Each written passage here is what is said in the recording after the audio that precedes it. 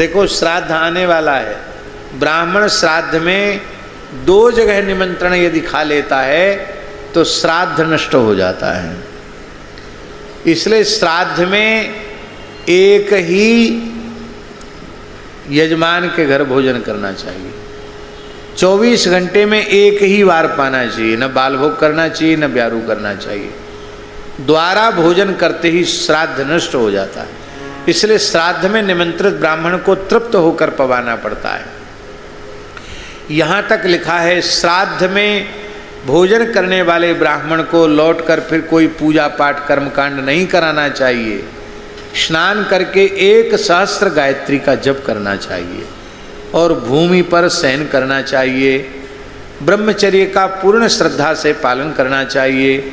यदि श्राद्ध भोजी ब्राह्मण ब्रह्मचर्य का पालन नहीं करता, स्त्री का समागम करता है, तो हमारे पुराणों में लिखा है जिस व्यक्ति का श्राद्ध उसने खाया है उसके संपूर्ण पितरों को उसके शुक्र में निवास करना पड़ता है, और वे शुक्र में निवास करने वाले पितर उस ब्राह्मण को नरकगामी होने का शाप दे देते हैं, और श्राद्धकर्ता को भी नरक जाना पड़ता है। इसलिए श्राद्ध में बहुत विचार किया गया है। श्राद्धे कुर्यान्न विस्तरम, श्राद्ध में विस्तार न करे।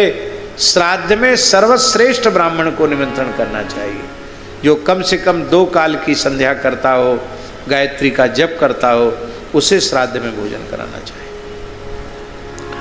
अब ब्राह्मण बेचारे क्या करें, ब्राह्मणों का दोष नहीं है। ब्राह्मण सोचते हैं भैया कनागत ही तो कम से कम कुछ आमदनी का समय है, ये 16 दिन आमदनी के हैं और इसी को हाथ से निकल जाने देंगे तो आमदनी कैसे होगी फिर। अब लोग देते हैं थोड़ी थोड़ी दक्षिणा, 100-100 रुपये दक्षिणा देंगे मान लो, तो 5 जगह न्योता थोड़ा थोड़ा खाया तो कितना हुआ, 500 रुपये हुआ। और आपको भगवान ने सामर्थ्य दी है तो आप ब्राह्मण को निमंत्रित करके घर बुला लीजिए, 1 रात्रि घर पर ही रखिए उनको, उनकी पूरी सेवा कीजिए, और 100 रुपया नहीं, यदि आपकी सामर्थ्य है तो 11,000 21,000 दीजिए, बढ़िया वस्त्र दीजिए। तो महाराज वो तो 1,000 नहीं 2,000 गायत्री जप लेंगे तुम्हारे घर में रह के। उनको पता तो चले कि हाँ यजमान उदारता पूर्वक करेगा।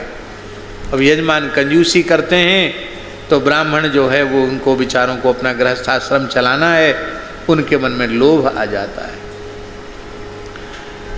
अच्छे विद्वान ब्राह्मणों का निर्माण उदार यजमान ही कर सकते हैं।